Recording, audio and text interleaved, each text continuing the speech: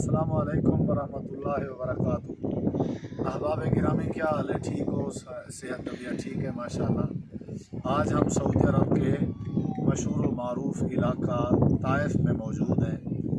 طائف نبی کریم صلی اللہ علیہ وسلم کی نسبت سے بڑا مشہور و معروف شہر ہے۔ طائف کی طرف نبی علیہ الصلوۃ والسلام دعوت توحید لے کر گئے تھے، اور وہاں اہل طائف نے نبی علیہ الصلوۃ والسلام کے ساتھ جو معاملہ کیا تھا وہ آپ لوگوں نے سنا ہوا ہے اور پڑھا ہوا ہے۔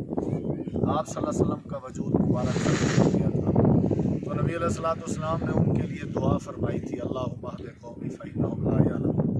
تو اس نتیجے میں نبی علیہ السلام کی دعا کا اثر تھا کہ آج طائف جو ہے یہ ماشاءاللہ یہاں سارے کے سارے لوگ ماشاءاللہ موحد ہیں، سلفی العقیدہ ہیں، اور اکثر جو سعودی عرب کے کبار علماء ہیں وہ طائف سے تعلق رکھتے ہیں۔ اور محمد بن قاسم جو کہ پاکستان کی تاریخ میں بہت بڑے کردار کی حیثیت رکھتے ہیں، ان کا تعلق بھی طائف سے تھا۔ تو آج ہمارے ساتھ جو ہمارے میزبان ہیں محترم جناب حاجی منظور کھوسا صاحب، جو کہ طائف میں عرصہ 30 سال سے رہائش پذیر ہیں، ہمارے ڈیرہ غازی خان اور خاص کر ہمارے شاہ صدرالدین کے علاقے سے تعلق رکھتے ہیں۔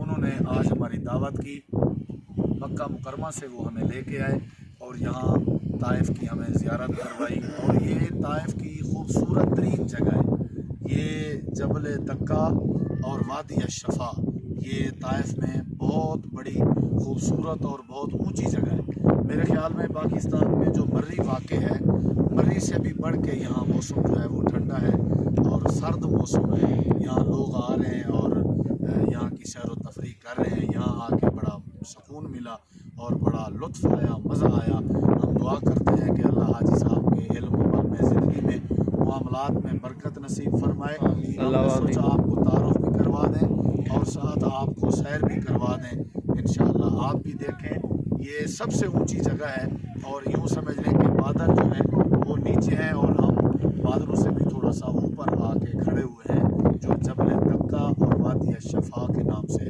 مشہور و معروف خوبصورت ترین جگہ